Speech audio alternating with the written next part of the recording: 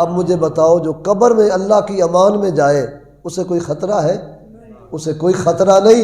حضور پاک کی ایک روایت ہے، اور اس ایک روایت نے کہاں تک فائدہ دے دیا۔ حضرت مولا مرتضیٰ علی شیر خدا کرم اللہ تعالی وجہہ الکریم جب یہ حدیث سنی نا تو آپ تشریف لے گئے، 3 درہم کا کپڑا خریدا، کپڑا خرید کے اس کپڑے والے کو کہا میرا لباس بناؤ، 3 درہموں میں کپڑا خریدا بھی اور لباس بھی بنوا لیا۔ تو آج کل 300 کا بھی سوٹ نہیں ہوندا، ہاں جی، کوئی 3000 دے لگ بھگ کوئی چنگا جا کپڑا ہوئے تو لب جاتا ہے، تو پھر 1200-1500 تے درزی بھی لے لیندے نا، 5000 سے گل ٹوٹ جاتی ہے۔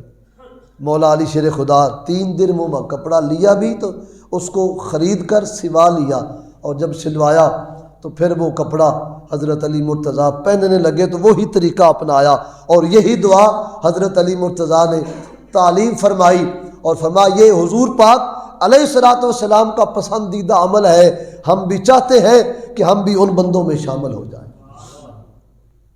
کملی والے آقا سرور کونین صلی اللہ علیہ وآلہ وسلم نے لباس کے حوالے سے بڑی تاکید فرمائی، اور اس میں جو عورتوں کا لباس ہے اس میں خاص اہتمام باقاعدہ حضرت ام المومنین عائشہ صدیقہ رضی اللہ تعالی عنہ روایت فرماتی ہیں کہ سرکار ہمیں بتاتے کہ عورتوں کے لیے لباس کہاں سے کہاں تک ہونا چاہیے۔ رواج بن گیا، عورتوں کے گلمے دیکھے جاتے ہیں بڑے کھلے کھلے، آدھی آگے سے چھاتی نظر آتی ہے، یہ سخت حرام ہے۔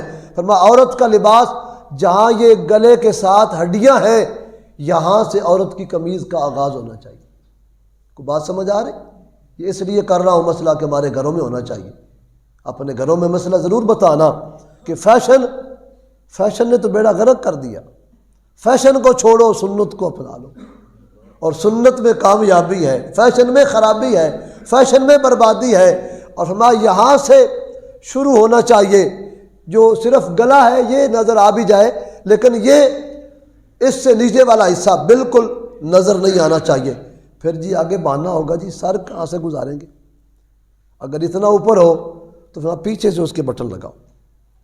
پیچھے سے بٹن کیوں لگوائے؟ اب مفتی احمد یار خان نے مشکات کی شرح میں یہ حکمت لکھی، وہ فرماتے ہیں پیچھے بٹن ہونے چاہیے عورت کے، مرد کے آگے ہونے چاہیے۔ وجہ کیا ہے؟ فرمایا عورت کے پیچھے بال بھی ہوتے ہیں، اگر کوئی بٹن کھلا بھی رہ گیا تو ان بالوں کی وجہ سے اس کا جسم نظر اولی بولے ہو جی، مسئلہ نہیں سمجھ آیا؟ دیکھو کہاں تک ہمارے مصطفیٰ کریم کی دین کی شریعت کی حدیں ہیں کہ پیچھے سے ہونے چاہیے۔ اگر بٹن کھلا بھی رہ گیا تو بال ہیں، بال ان کو کور کر لیں گے، اور پھر بالوں کا چھپانا بھی ضروری ہے، تو اوپر دوپٹہ ہوگا تو سوال ہی پیدا نہیں ہوتا پیچھے سے کوئی جسم کا حصہ نظر آ جائے۔ تو مرد کے لیے چونکہ وہ معاملات اس طرح کے نہیں ہیں تو مرد کے بٹن چونکہ آگے ہونے چاہیے، یہ اسلام کے لیے ایک حد بیان فرما دی۔ اور دوسرا ارشاد فرمایا کہ تقوی کا لباس۔ اب تقوی کا لباس کیا ہے؟ فرمایا بڑے بڑے دنیا میں لباس آئے، بڑے اچھے ہوں گے، بڑے اچھے لباس ہوں گے، فرمایا سب سے اچھا لباس تقوی والا لباس۔ تقوی والا لباس وہ ہے جو بندے کو رب کے قریب کرتا ہے۔ اب غور کرو، یہ تقوی والا لباس ہی بندے کو رب کے قریب کر سکتا ہے، اور کوئی ایسا لباس نہیں۔ اب لوگ ادھر ادھر تلاش کرے انسانیت کے راز کو، تو رب فرماتا ہے انسانیت کا راز ہم نے مصطفیٰ کریم کو دے کے بھیجا، اپنے نبیوں کو دے کے بھیجا ہے۔ یا بنی آدم قد انزلنا علیکم لباسا یواری سوآتکم وریشا ولباس التقوی۔ حضرت سیدنا امام حسن، سیدنا امام حسین، سیدنا عبداللہ اور حضرت سیدنا جعفر طیار، ان 4 بندوں کا اکٹھا میں نے ذکر پڑھا۔ وہ فرماتے ہیں کہ ہم نے غسل خانے کے اندر بھی ہوتے ہوئے کبھی برانہ غسل نہیں کیا۔ پھر ایک حدیث پاک میں حضرت سیدنا عثمان غنی ذی النورین رضی اللہ تعالیٰ عنہ کا پڑھا کہ آپ غسل خانے میں تنہائی میں بند کمرے میں بھی اپنے جسم سے کپڑا نہیں اتارتے تھے۔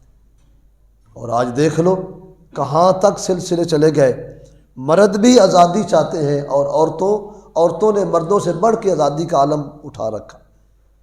اور فرمایا حضرت سیدنا امام احمد بن حنبل نے عرض کیا، اے اللہ مجھے اپنی قرب میں سے اور خاص انوار و تجلیات میں سے کوئی برکت نازل فرما۔ تو حضرت امام احمد بن حنبل فرماتے میں سویا ہوا تھا، میری خواب میں مجھے آواز سنائی گئی، اے امام احمد بن حنبل، یہ اللہ تعالیٰ کی خاص رحمتوں سے بھی ایک رحمت ہے کہ جو بندہ اپنے لباس کی تطہیر پاکیزگی رکھتا ہے اللہ اس پہ راضی ہو جاتا ہے۔ یہ امام احمد بن حنبل نے لکھا، روح البیان نے بیان کیا۔ اور کہتے ہیں پھر میں نے کہا اے بتانے والے یہ کس کی آواز ہے؟ تو کہا میں جبریل امین ہوں۔ جبریل امین نے خواب کی صورت میں امام احمد بن حنبل کو بتایا کہ جو اپنے لباس کو صرف صاف رکھتا ہے، یعنی ایک تو نمازی ہے، نماز کے لیے تو لباس کا پاک ہونا ضروری ہے ہی ہے نا، کہ اس کے بغیر تو نماز ہوگی نہیں، لیکن فرمایا جو ویسے بھی لباس پہنے اور اس کی صفائی کا انتظام رکھے اللہ اس برکت سے بھی اس کی مغفرت فرما دیتا۔ اور پھر سفید لباس سب سے افضل اس واسطے رکھا گیا، فرمایا جو بندے کے مرنے کے بعد بھی لباس ہے وہ بھی سفید ہے۔ حالانکہ اگر دیکھا جائے بنظر غائر ایک منٹ کے لیے مرنے کے بعد بندے کا جسم چھپا دیا جاتا ہے، قبر میں کوئی دیکھتا ہے؟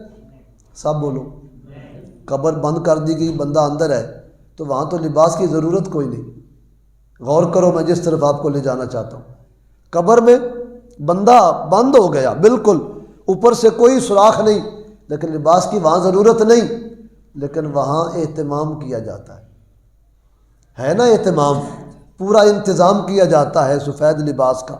پھر 3 کپڑے مرد کے لیے اور عورت کے لیے، بولو پھر بولو، مرد کے لیے 3 عورت کے لیے 5، یہ 2 کپڑے عورت کے لیے زیادہ رکھے گئے۔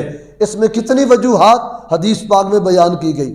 مرد کے لیے صرف 3 کپڑے رکھے گئے، چوتھا کپڑا مرد کے لیے کوئی نہیں، 2 ہوں تو پھر بھی گزارا ہوگا، 2 بھی نہ ہو تو 1 ہونا چاہیے کم از کم، اتنا ہونا چاہیے، لیکن 3 سے زیادہ نہیں۔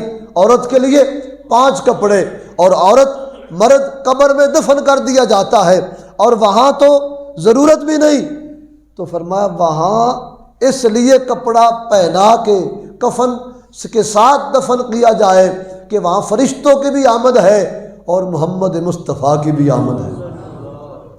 اب وہاں جب یہ آمد ہے تو اس آمد سے دنیا میں زیادہ ضرورت ہے جہاں انسان ایک دوسرے کو دیکھتے ہیں۔